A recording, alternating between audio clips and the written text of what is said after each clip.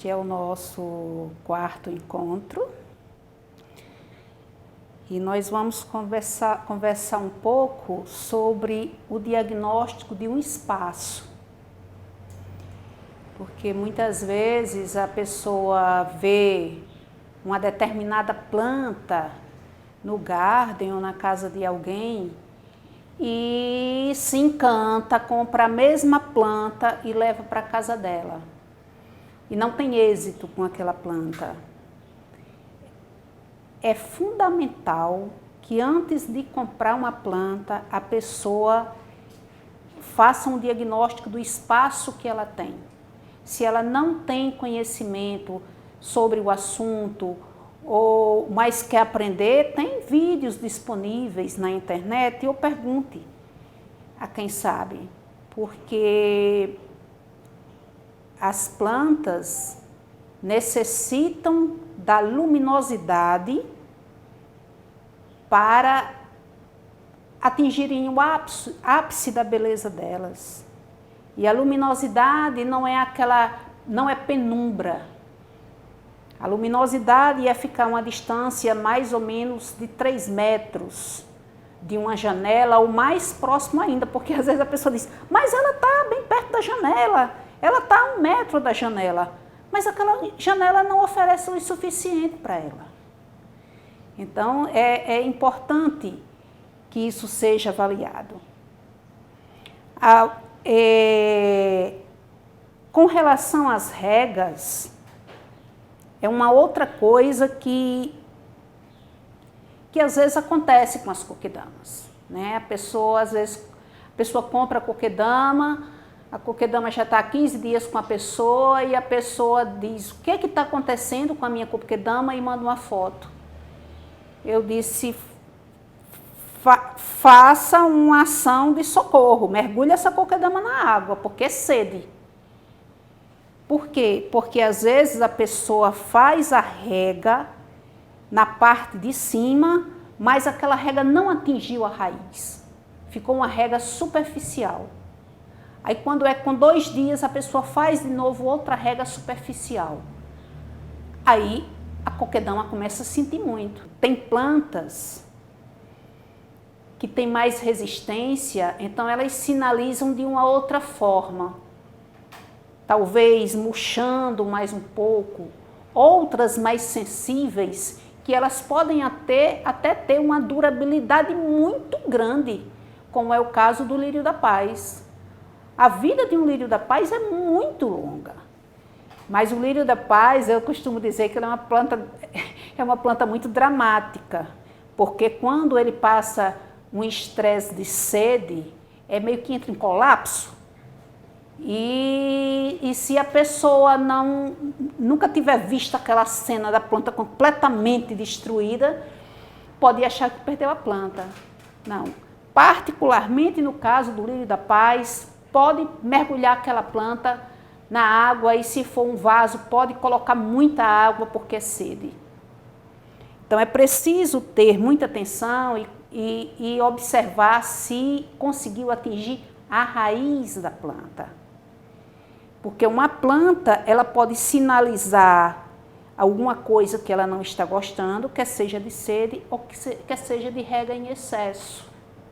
Porque ela também não vai gostar de água em excesso, as folhas vão ficar amarelas.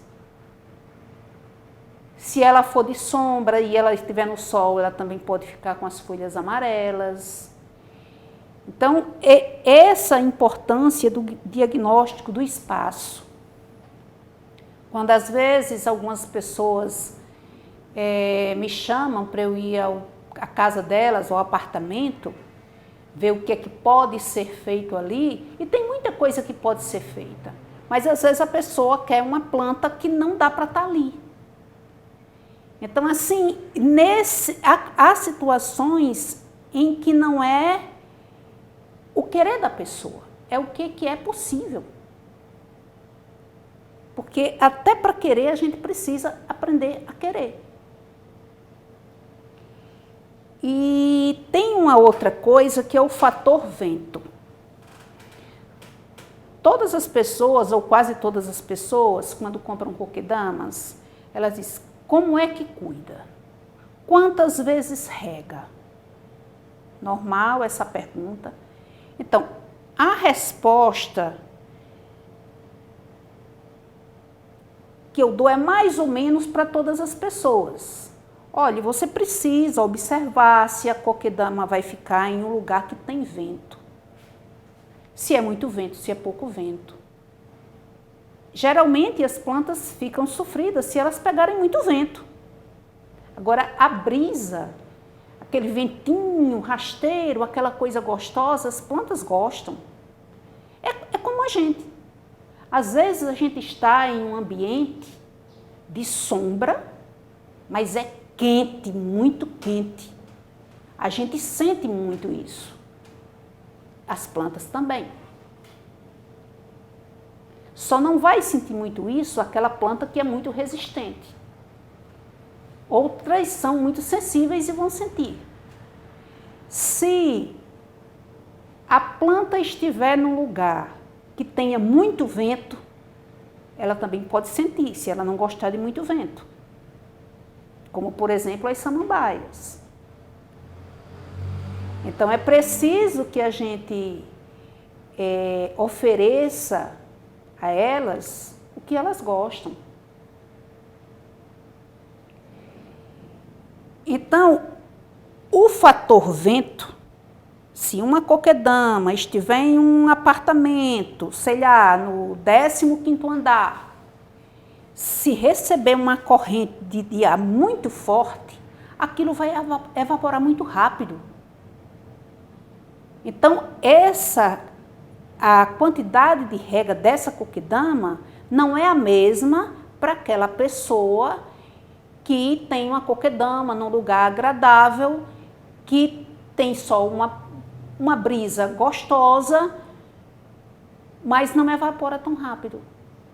Ou então, se estiver próximo a uma janela que tenha calor demais, que evapora rápido também. Então, é preciso medir essas coisas. Isso é difícil? Não. Não tem nada de difícil nisso. O que precisa é a pessoa observar e aprender a interpretar cada planta, porque elas sinalizam diferentemente. Muitas vezes, se tiver numa jardineira, num espaço, 4 tipos de planta, uma está completamente murcha e a outra está linda. Então, significa ali que aquelas plantas não estão para estar exatamente nesse mesmo espaço juntas. Porque elas reagem diferente às intempéries. Então, vou mostrar aqui a vocês. Quando a gente gosta curte apresentar coisas mais diferentes, isso aqui é uma planta conhecida como espinheiro. Essa planta nasceu em um vaso que tinha lá no meu apartamento, no jardim, que eu tenho um jardim. Moro no térreo, graças a Deus. E nasceu. Provavelmente foi algum passarinho que trouxe essa semente. E ela ficou. E o saco que ela nasceu era um saco que tinha uma pouca adubação. E ela foi resistindo, ficando. Então, essa planta, ela deve ter uns 3 anos. Não vou aqui entrar na pretensão de dizer que é um bonsai, que não é. Com todo respeito aos bonsaístas, eu não diria isso. Mas, um dia, quando eu cheguei no garden, que eu bati o olho nesse vaso, esse cachepô, nesse formato, eu disse, eu vou levar para aquela planta. Porque ela estava guardada para algum momento, para algum vaso especial. E eu já tinha ensaiado fazer um vaso de forma muito artesanal, que ia me dar muito trabalho. E quando eu vi, eu não tive a menor dúvida de que iria ser. Então, sendo cachepô, ele é todo fechado. Então, eu preparei toda uma estrutura aqui embaixo e furei. E passou a ser um vaso. Ela é uma planta, uma árvore, ela vira uma grande árvore, mas devido a ela ter suportado bem, isso aqui não foi uma experiência consciente, fazendo nenhum estudo. Não. Ela nasceu no vaso em que ela estava, recebia muita luminosidade, mas era sombra, pegava pouquíssimo tempo de sol, mais ou menos 1 hora de sol por dia. Aí eu trouxe e coloquei aqui, aramei só para dar esse formato e coloquei a barba de Moisés, coisa que eu gosto muito de fazer nas coquedamas. Em muitas coquedamas eu pego a barba de Moisés e coloco como se fosse uma bordadura na base da coquedama e as duas se desenvolvem muito bem, fica muito bonito. É um acabamento que eu acho muito lindo. Então, e tem aí, nesse caso, aí já entra uma coisa que é gosto. Aqui, na Semente de Arte, jamais sairia um arranjo desse, aqui, com aquela pedra branca, branca demais, chega a alva. Aquela pedra tem até um componente químico que altera o pH do solo. E eu acho de mau gosto, aquela pedra branca, acho de mau gosto. Quando a gente olha, só vê a pedra, depois vê a planta, de tal forma que ela chama atenção. Então, eu coloquei aqui nessa base, essa barba de Moisés, essa mini barba de Moisés, que ela tem uma folhinha menor, e tá aqui, fica um arranjo lindo, muito lindo, de coisas que a gente assim nem se programou para fazer. E essa planta, ela é cultivada na sombra. Tem bem luminosidade, mas é na sombra. Se colocar no sol vai ter algum problema? Não. Logicamente, do jeito que ela está aqui, se colocar no sol direto, que ela receba 6 horas de sol, ela vai sentir mesmo ela sendo de sol. A gente pode fazer a comparação com a gente. Se a gente nunca fica anos sem estar exposta ao sol, se a gente pegar um sol de 6 horas, o que vai acontecer? Vai dar dor de cabeça na gente. A pele vai sentir. Então, planta, a gente vai acostumando aos poucos. Quando eu compro planta que vem de Olambra, tem todo um processo de adaptação. E algumas eu compro consciente que posso até perder aquela planta. Por exemplo, a venca. Por exemplo, filodendro. Esse aqui é o Filodendro Brasil, que eu comprei.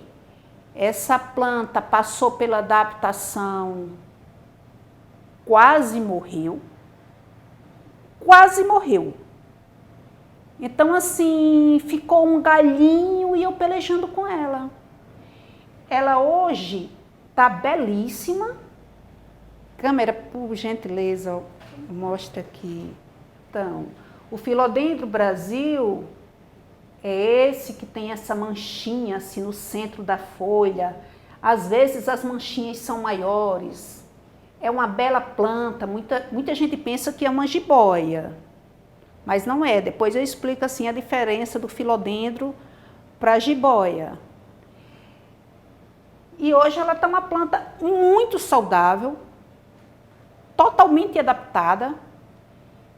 Qualquer pessoa que comprar essa planta, se colocar no lugar certo, não vai ter problema de adaptação nenhum, porque ela já passou por essa adaptação. Quando ela sai de Olambra, primeiro ela já foi produzida pela grande indústria das plantas ornamentais com tudo favorável. Tudo automatizado, tem hora para tudo. Hora da chuvinha, hora da rega, tudo climatizado, tudo na maior perfeição.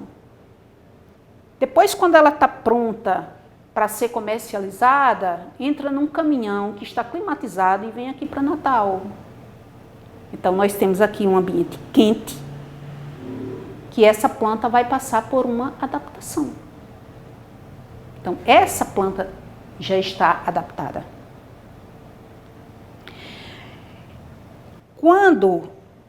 Voltando ainda para cá, por que eu coloquei a barba de Moisés nesse espinheiro?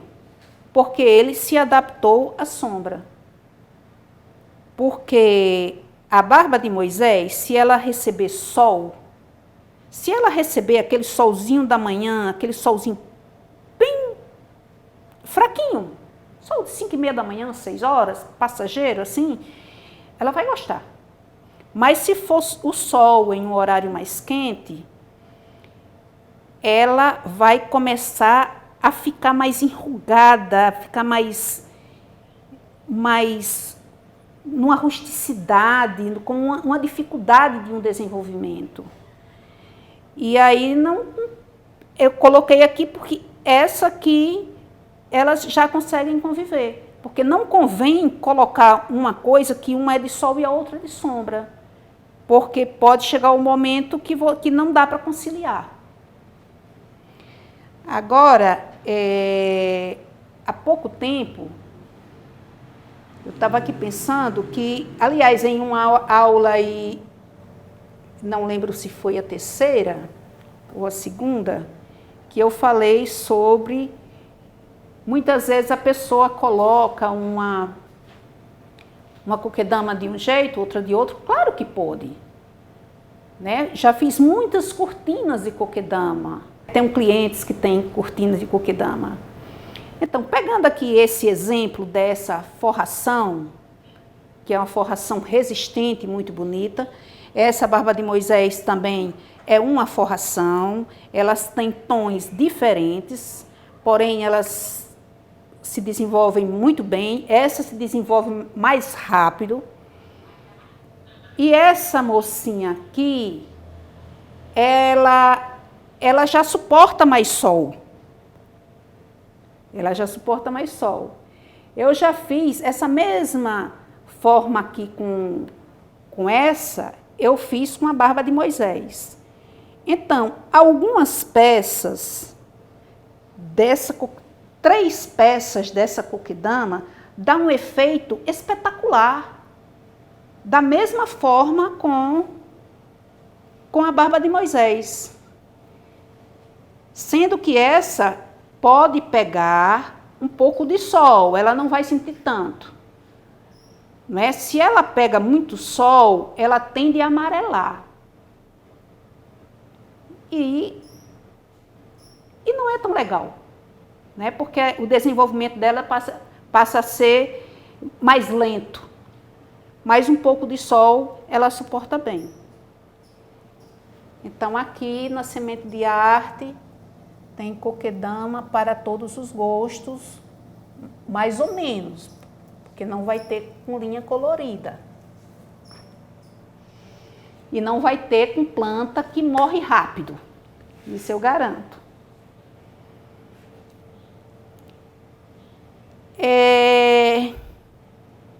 Quando eu falo na observação necessária que é preciso ter para ter êxito na peça, quer seja coquedama, quer seja um arranjo assim, quer seja só uma planta simples no vaso, é fundamental interpretar os sinais que a planta vai apresentando. A planta se comunica pelos sinais que ela emite. Ela mostra se está triste. Ela mostra se está com sede. E quando a gente apura esse olhar, facilita. Porque vai estar sempre com planta bonita. E é muito bom aprender a cuidar desse ser vivo, né? Eu sempre digo que todo ser humano, todo mundo, deveria ter ao menos uma planta dentro de casa. Porque não tem como, é a coisa mais fácil do mundo se conseguir. E traz enormes benefícios terapêuticos para a vida da pessoa, que muitas vezes ela nem tem consciência. É uma prática que faz bem à alma da gente. Então, agora eu vou mostrar para vocês aqui uma coisa que muita gente confunde o filodendro com a jiboia, realmente são parecidíssimas. Mas o filodendro, quando ele vai sair uma nova folha, observe que ele tem essa capinha. Estão vendo? Isso é característica do filodendro. Está aqui no Filodendro Brasil, está aqui no Filodendro Lua Nova. Olha que beleza de filodendro. Está aqui a capinha. A jiboia, ela já sai direto à folha, não tem essa capinha. E agora eu vou apresentar a você também essa coisinha mais linda do mundo. Olhe, que delicada. Ela tem uma beleza, é a planta mais delicada que eu conheço.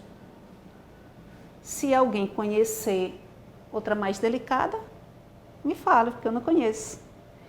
Então, ela é uma prima irmã do bambuzinho, né, mais popularmente conhecido como aspargo samambaia. Mas esse é o melindre.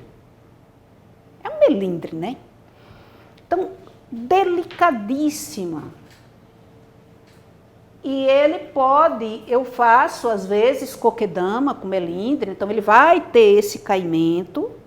Se a pessoa quiser que ele fique mais vertical, eu coloco um arame e vou prendendo com presilhazinha miudinha, verde, e ele fica mais vertical, fica bonito de todo jeito. Mas o outro, o bambuzinho, que quando a gente pesquisa coquedama, aparece muitas vezes o bambuzinho. Fica uma coisa delicadíssima, belíssimo a coquedama com o bambuzinho. Então, ele é totalmente vertical, ele não tem esse caimento que o melindre tem.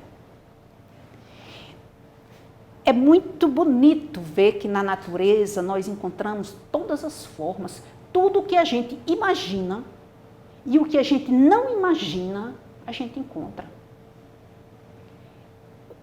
Quase todos os dias, mas com certeza toda semana eu me surpreendo olhando o Instagram e vejo uma folhagem, uma forma de folha que eu nunca vi na minha vida. E tem coisas que a gente assim, eu fico totalmente impressionada com aquilo, encantada com aquilo. Mas existe tudo que é tipo de forma nas folhas. Então essa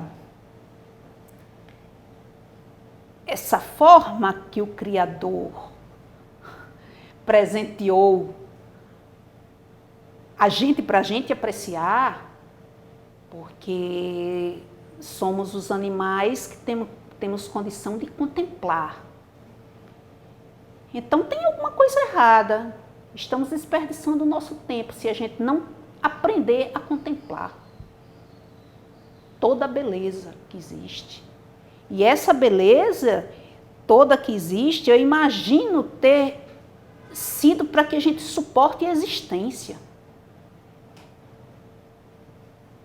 Porque essa beleza ela provoca a gente, provoca os sentidos da gente, provoca sensações na gente.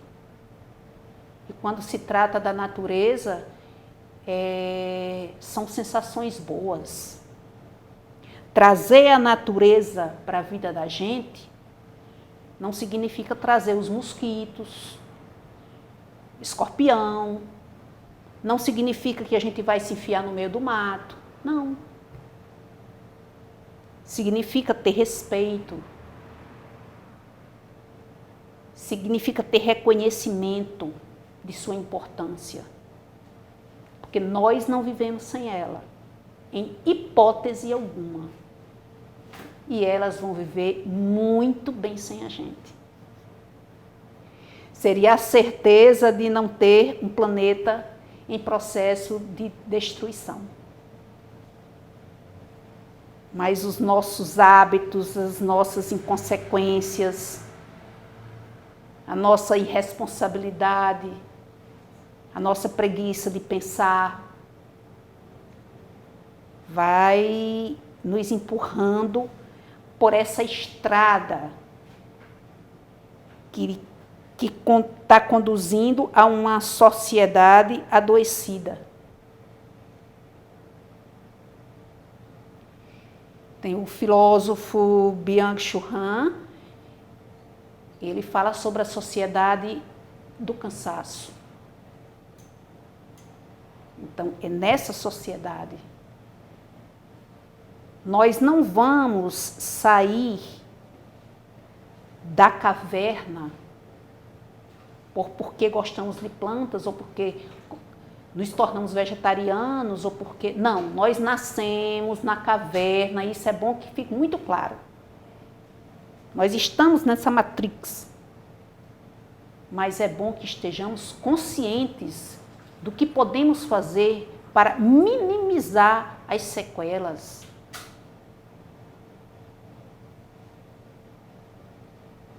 É melhor ter um dia a dia consciente do que inconsciente.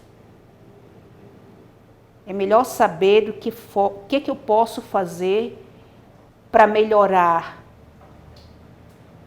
a minha existência, minimizar o peso.